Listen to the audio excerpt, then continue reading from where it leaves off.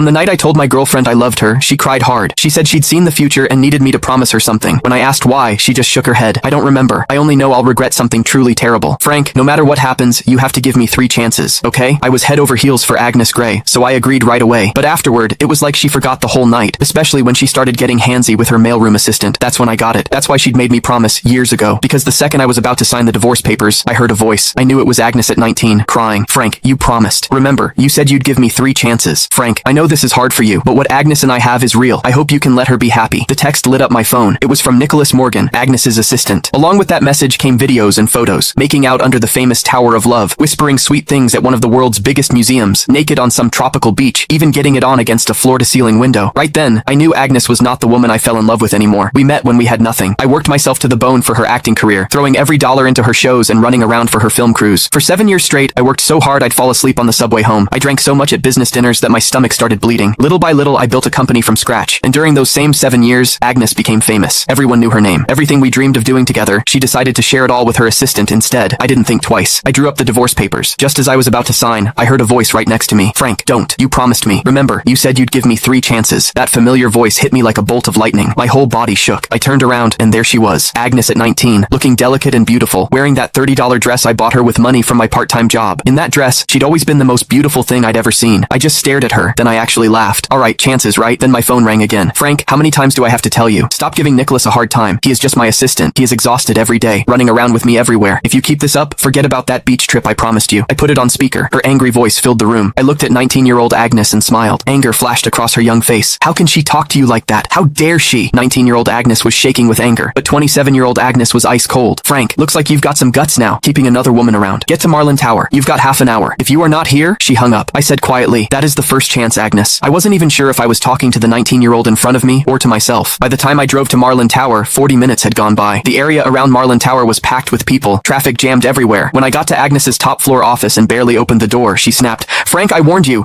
You had 30 minutes to get here and now, I cut her off, turned around, and flopped onto the couch like I didn't care. Nicholas was there too. He kept his head down, eyes all red, his right hand holding his left wrist. My attitude seemed to set Agnes off. She slammed her hand on the desk. Frank, what is with that attitude? You still won't admit you were wrong? But before I could say anything, Nicholas jumped in. It is nothing really, just a watch. Don't blame Frank. That just made Agnes angrier. But instead of yelling at him, she held back and softened her voice. How can you say it is nothing? He is so petty. He even tried to steal the birthday gift he gave you. Don't worry, I am not taking his side. Then she turned back to me, her voice sharp as a knife. Frank, I am giving you one last chance. Give Nicholas his watch back. I'd lost count of how many times this had happened. No matter how many times Nicholas set me up, no matter what I said, it never mattered. The woman who used to trust me completely now only doubted me. Couldn't be bothered to argue. I stood up, took off the old watch from my wrist. Click the link in my bio to get the full story for free.